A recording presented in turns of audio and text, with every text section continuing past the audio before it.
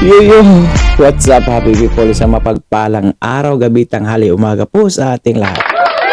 For today's video mga kuys, mga guys, ay naku po. Gumamit na po ng Biblia o verse Yorme Isko Moreno ng akma naman po sa katulong-gisang ginagawa ni Abante at Chua mga kuys. Ha? Akmang-akma po yung mga kagagawan na dyan sa City of Manila. Mga kuys, mga propitang. Dat. Yan po ang mapapanood natin sa video ito. Pagkatapos this mga kuys, mga gayas, is yung may recently video din tayo. Pakinood din mga kuys, mga gayas. Okay? Mega love shout out po sa ating lahat. O, abangan po natin, may bago pong programa si Yorme Isko Moreno every Friday po sa kanyang YouTube channel na Discovery Nights mga kuys, mga gayas, na kung saan kilalanin po natin ang lahat ng mga Yorme's Choice. Kaaliw po yan ha. Discovery Nights start by Friday mga kuys, mga gayas. So without a further ado, let's begin. Look at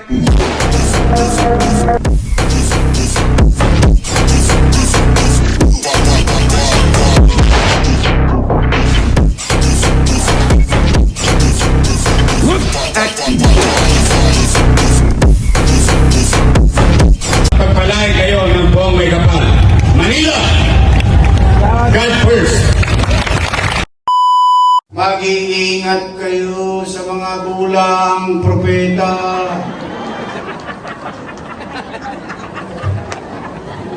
Patay tayo dyan.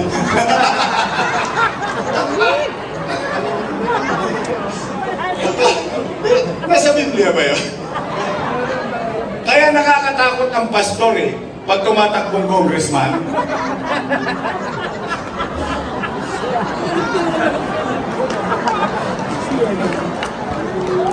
Ba't kayo tawa ng tawa? Wala ka akong sinasabi. Ay, iyo ba na? Ang galing Ay, may props ako ngayon. Ay, first time ko, I swear to God, Kaya mabasa, Mateo 24:11.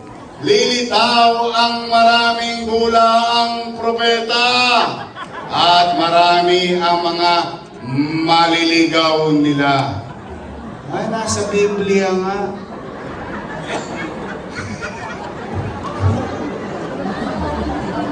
Ay, wag mo ibubugay nila. Hindi kasi ako, sabi ko nga sa inyo, hindi naman ako religyoso. Takot ako kay Jesus. Takot ako kay Mama Mary. Kaya, okay naman gamitin natin ng Diyos to inspire. Pero gagamitin natin ng Diyos para sa politika, delikado po yan. Kasi, alam mo naman, may kilala akong bishop, may kilala akong pastor. Alam mo naman, pagkatapos yan, may first collection. Second collection. Third collection. Ano sasabihin ng pastor? O anong bulang propeta? Ito, alay natin sa langit. Ibabato natin pataas. Lahat ng babagsak, akin. Ubos ang lupa sa Santa Ana. Hoy, mag-ingat kayo. Sagot kayo na sagot. Baka politiko din kayo. Yung politiko, pangako na pangako, puro pako. Ngayon, taong bayan na nangangako. Sigurado kayo? Promise? Uy, mga taga-sais, pagtapos ng eleksyon, sisingilin ko kayo. Bibili ako ng dividendaso. Titingnan ko yan kung may prueba ba kayo. Aba, nagtototong sa isa o after election, tumupad kayo sa usapan. O, ako naman ang singilin nyo. Pwede? Doc Mercado! Christian Gawiul! Aloy Walter Casanyena! Josial Elmer Joel Parr! Josial Kate Malasigan! at ang kasing edad nyo.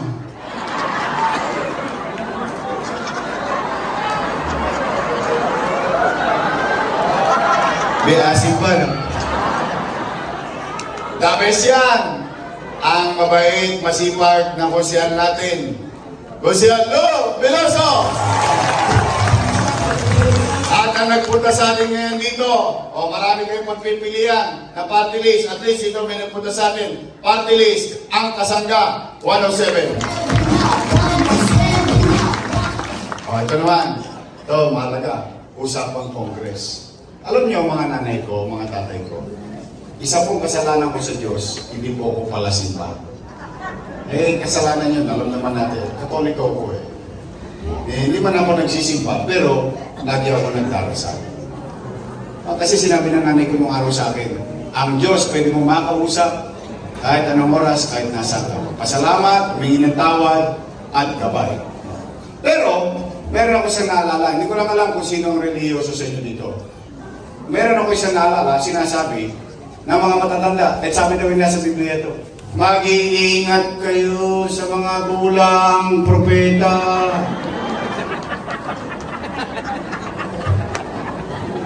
Patay tayo dyan.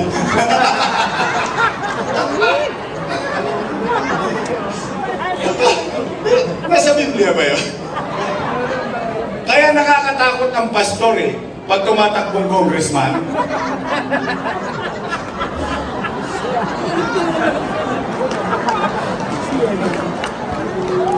Ba't kayo tawa ng tawa? Wala ka nang sinasabi. Ay, ilan ba na? Ang galing ah. Ay, may promise ako ngayon. Ay, first time ko, I swear to God, ha? Kaya mabasa, Mateo 24:11. Lilitaw ang maraming gulang propeta at marami ang mga maliligaw nila. Ay, nasa Biblia nga.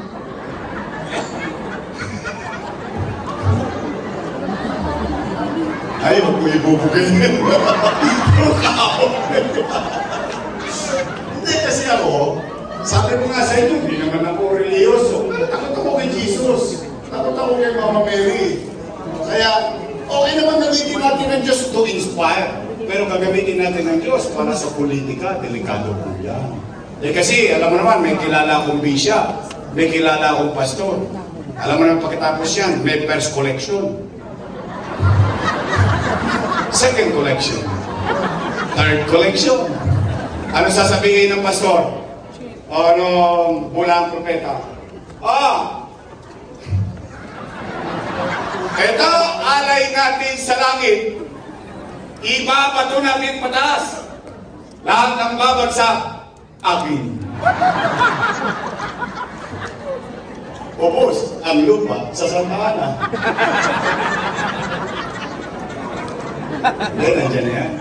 We can move on with our lives. Bago naman, maiba naman. Pwede ba ang ating congressman? Joey! Oy!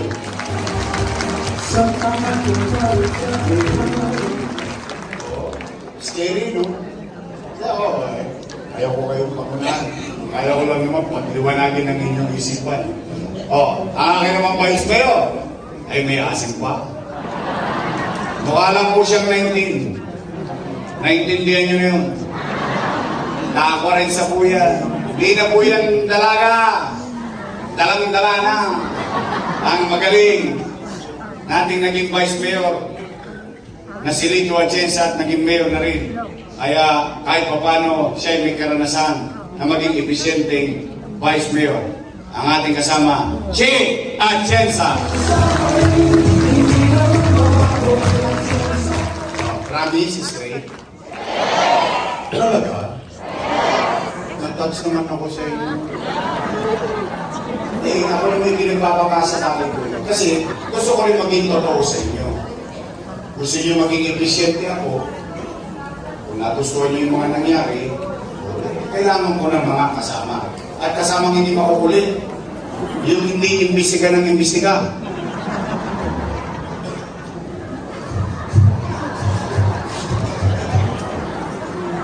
Ang dami nakaka-relate sa inyo. Updated na, updated. O sige, ganito na lang.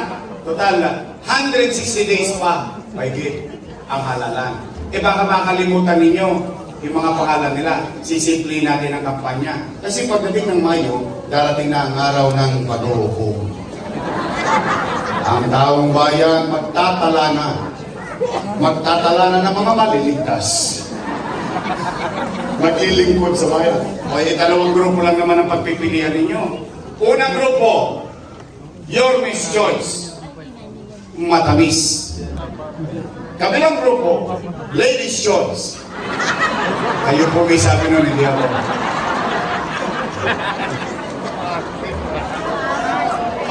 Siyempre, pagdali na may araw ng pag-uukom, ang mga kandidato nag-iikutan na yan. O, punta yan sa mga iskinita, building, akit na sa inyo, panikpalangaw, kakamayan kayo, minsan naglalaba ka, minsan mo pa kamay mo, kakamayan ka ng kandidato. Tama mali? Pagdating ng kandidato sa harapan ninyo, tanungin ninyo, no, kani? Kanino? Pag sinabi, doon sa kapila, ikalang nyo naman. Kasi kandidato lang naman. Tao din naman. Kaya lang sabihin ninyo, o sige, Utoy, ay marami ka pang pwede makamayan doon. Natulad, juga. Pag may dumalulit sa kandidato, tanungin ninyo, no, kanino? Pag sinabi, Your Miss Choice po tayo. Your Miss Choice po na. Sagutin ninyo, kagad. Mabilis yung tugunan.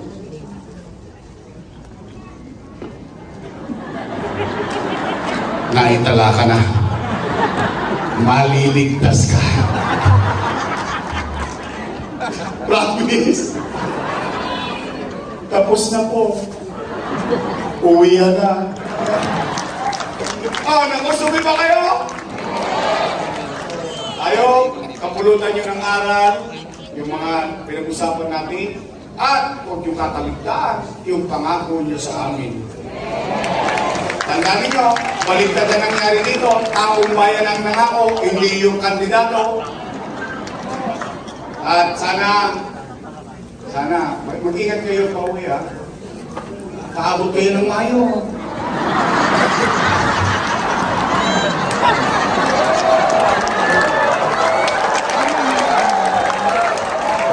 Tingnan nyo, uwi na lang kayo, nakatawa pa kayo. Religyoso na politiko. Yung ginagamit ng reliyon para pumunta sa public office. Meron kong nakasulat dyan sa Biblia. Sana may makapagturo mo lang sa akin sa inyo kung anong version. Mag-iingat kayo sa bulang propeta. Kasi may kilala akong bishop pastor eh. Siya daw nagpanalo sa presidenteng tumakbo. Wow! Solo daw niya, siya daw nagpanalo. Mag-iingat kayo doon. Kasi yun, pag yun nagmimisa yung bishop na yun, may koleksyon. Diba? Bibigay ka. First collection, yanga. Second collection, yanga. Third collection, yanga. Ano sasabihin ng pastor na yun? Ito, yalay natin sa langit. Iyahagis natin sa itaas. Ang lahat ng bumagsak, akin. Kaya tigilan na natin yung mga bishop na yan na ginagamit ng reliyon, tapos tatakbo lang mo ang gustong pala. Bibili, Mercedes-Benz. At sa Santana, bubos na lupa doon. Pagtanong nyo sa kapitbahay niya. O pwede ba, tayo, yung mga bulangan propeta.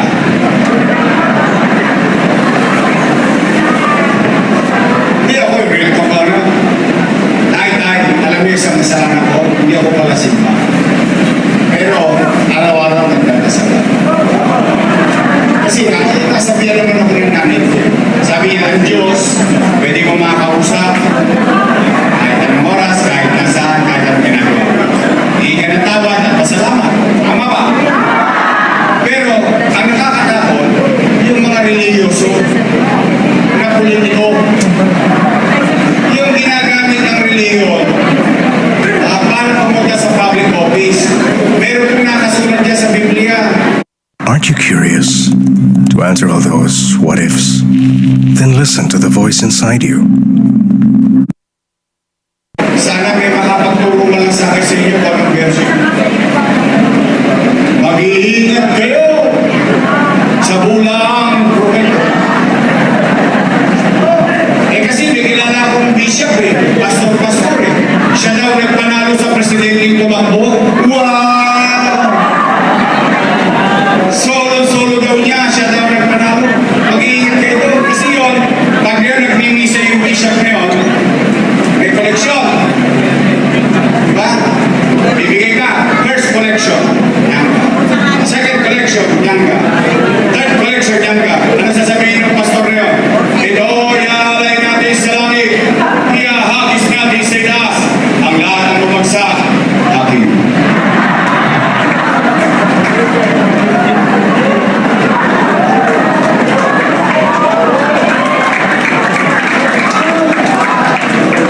Sabi ko sa inyo, hindi ako perfecto. Pero hindi mo ako para makita magmalinis. Ang sino mang umawak sa kawalit na ulingan, walang karapatang magsalita. Diba? Kaya tigilan na natin yung mga bishop na yan na ginagamit ng reliyon, tapos tatakbo lang focus lang pala. Bibili Mercedes-Benz. At sa Santana, bubos na lupa doon. Pagtanong nyo sa kapitbahay niya. Kaya ako real talk lang naman. Kung makapagmalinis sila eh. Kaya nga di ba sabi, mag-iingat ka sa pagbato, sa kapwa. Bakit? Baka namumuhay ka rin sa bahay na glass. Salamin. Madali rin mabasa. Kaya nay, pwede ba? Pagpahingin na natin yung mga yun. Ang ating congressman, Joy! At ang ating vice mayor, may asing pa. Wala siya 19. Naintindihan niyo na yun. Tacorets na po yan. Ang ating vice mayor, Chi Atienza! Nay, straight. Tamis. Sige, total 5 buwan na yan. Baka makalimutan yung pangalan nila eh. Dahil sa Mayo, darating na ang pag-uukong. Ang taong bayan, buhusga na. Magdadala na ng mga maliligtas.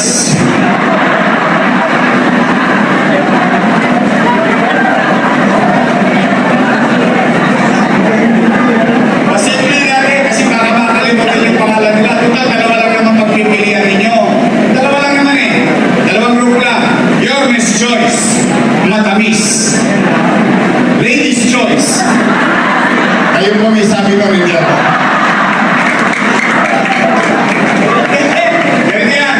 Siyempre, pagdating ng araw na mag-ukom, Mayo na. Mag-iikot na mga kandidato. Sa Eskinita, sa Boulevard, lahat ng kalsada makikita yung kandidato mga kamay.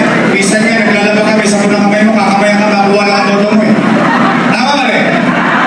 Pag dumami yung kandidato, kinamayan kayo. Tanongin nyo, no, kanino? Pag sinabi nyo sa kabila, respeto nyo naman. Kandidato naman, tao pa rin naman yun. Sabihin nyo na lang simple. Udol, o sige, kalinga mo. Ay, ito, diretso ka rin na jugi. May dumaan ulit sa kandidato. Nangabay. Tanongin nyo, no, pag sinabi, your Miss Choice po na sagutin nyo, naitala ka na. Magiligtas ka. Uy, tao kayo tawa?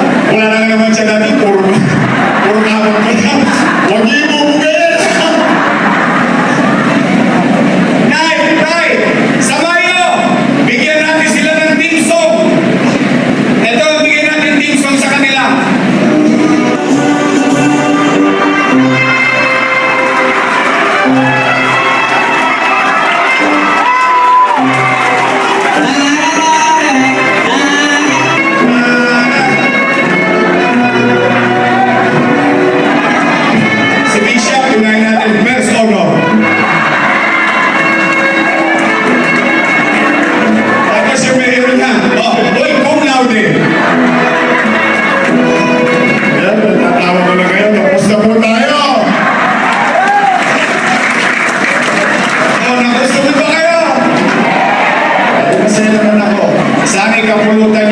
leksyon at aral yung mga napag-usapan natin at mga nanay ko, tatay ko, lolo ako, aasa ako sa pangako niyo.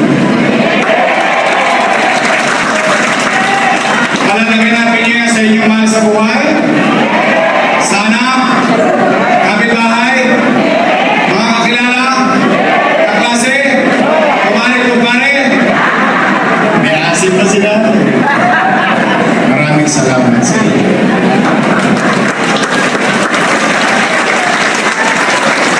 Right from the very beginning, ang sinasabi niya sa amin, huwag kayong makikinig sa mga chismis-chismis.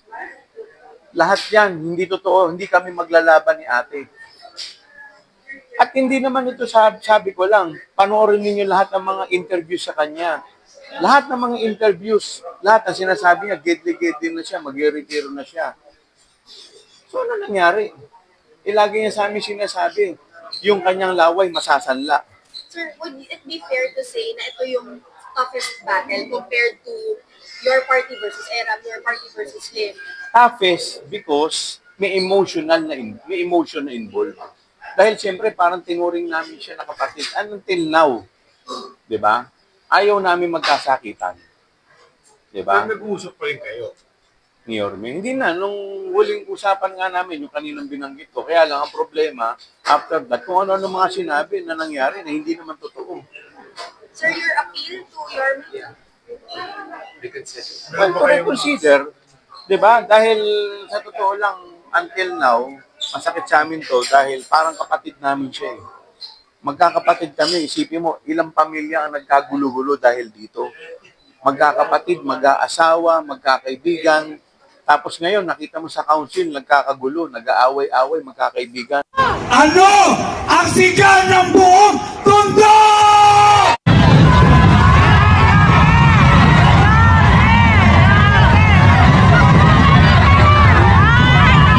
Iniwan niya yung mga sinasabi niyang pinaka-general niya. Halos wala akong nailagay na sarili ko. Lahat po yan ipinakiusap niya. Halimbawa, sa MTPB, yung sa traffic. Karamihan ng mga reklamo dyan, kotong. Tapos yung towing. Makailang beses ko na pong tinawag ang attention nung hepe niya. Ang daming truckers, reklamo sa akin, walang tigil. Ang daming mga tricycle drivers na nagsasabi sa akin. Tinutow sila ng walang dahilan. Tas ang laki ng sinisingil sa kanila. Okay lang sana kung pumapasok sa kaban ng city yung mga fees. Eh, hindi eh. Sa dinami-dami ng parking dito, sa dinami-dami ng nato nila, sa dinami-dami ng mga sinisingil. Palitan na natin yung congressman natin.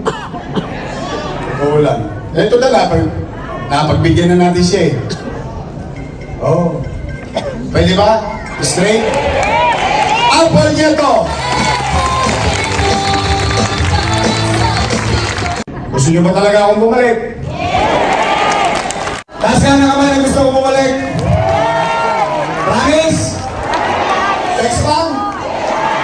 Gusto niyo akong bumalik? Eh baka naman manlamig kayo. Eh 6 na buwan pa yan. Oh, eh kasi babahan na ng mga AX. Tupad.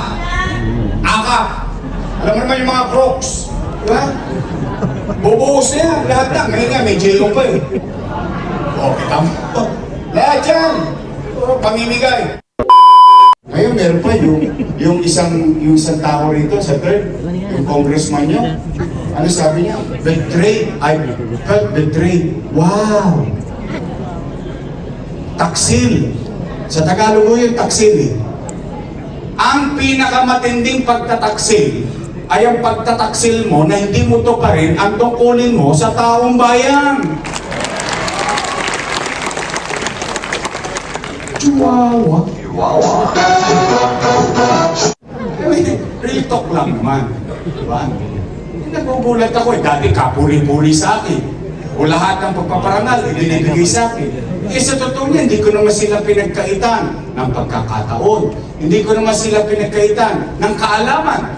Hindi ko naman sila dinamutan kung paano tumulong sa mamamayan. Lahat sila, lagi kong katabi, sa Wakali, sa Nangka, sa Kodli. Palakpak sila ng palakpak ng araw. Ngayon ako na pinakamasama. Wow! Baby! Chihuahua. Chihuahua! Gusto niyo ba talaga akong bumalik? Wait. Bakit sinacharot-charot nyo lang ako, ha? Hindi nga. Taas ka na kamay na gusto ko bumalik. Promise? Next time? Cross by heart? Mamatay man sila? Ayoko kayo mag-discuss, ayoko usap ko eh. So mga propitang yan sinasabi natin mga kois, mga gaya. So diba napuno yung salop. O sa kakapanira nyo kay Yorme Isko Moreno, hindi nyo alam, mayroon para kayong mabubutasan pala kayo. Ha? Kasi alam ni Yorme Isko Moreno yung mga galawan nyo. Ha? Alam ni Yorme Isko Moreno yung katulunggisan nyo. O kaya ngayon, ginamitan na kayo ng bersikulo. Ginamitan na kayo ng Biblia. Angkop at tumpak naman po sa pagkatao nyo. Hindi ba kayo nahihiya sa mga pinagagawa nyo? Ha? Biruin mo, Senyor Isko Moreno, nahihiyang-hiya sa inyo. Dahil hindi ganyan ang gustong ipasunod ni Yorme Isko Moreno sa inyo. Ha? O ngayon, dahil galawang desperado na kayo, o yung mga pagpuri-puri nyo doon, kanoon kay Yorme Isko Moreno, kabaliktaran na nga ngayon. Ha, sinisiraan nyo na siya. So ngayon, nabaktuyo kayo. O, siyempre, alam naman po natin na talagang yamado si Yorme Isko Moreno dyan. So, ibig sabihin, maraming susunod na mga Manilenyo sa mga Yorme's Choice. So, ibig sabihin yan, pagkatapos ng eleksyon sa 2025, wala na kayo dyan. Mga Yorme's Choice na ang upo dyan dahil sa katarantaduhan, katulunggisan nyo. Kayo din po ang nagdusa sa iyong mga pinagagawa kay Yorme Isko Moreno at sa taong bayan. Oh, di ba? Nag-observe lang si Yorme Isko Moreno sa mga galawan nyo at hindi nyo alam na buong akala nyo tamang-tama na kayo at wala mang taong makasaway sa inyo. Hindi nyo alam, andyan si Yorme Isko Moreno laging nakatingin sa inyo. So ngayon, nga. Ha? So, taong bayan na po ang mag-decision yan this coming May 2025 midterm election mga coach. Yes, okay? At dahil umabot po kayo sa dulo ng ating video, may karapatan po kayong mag-like, shares, and subscribe. At mayroon pong recently video, ayan. Pakipanood na lang po ha. Ayan. Maraming salamat po. Advance Happy New Year. So for now, I'm Gan Manila. God first, God bless all, peace. Bye-bye. Our hearts beat to the city streets. We began to feel the fire. We rise like tall buildings.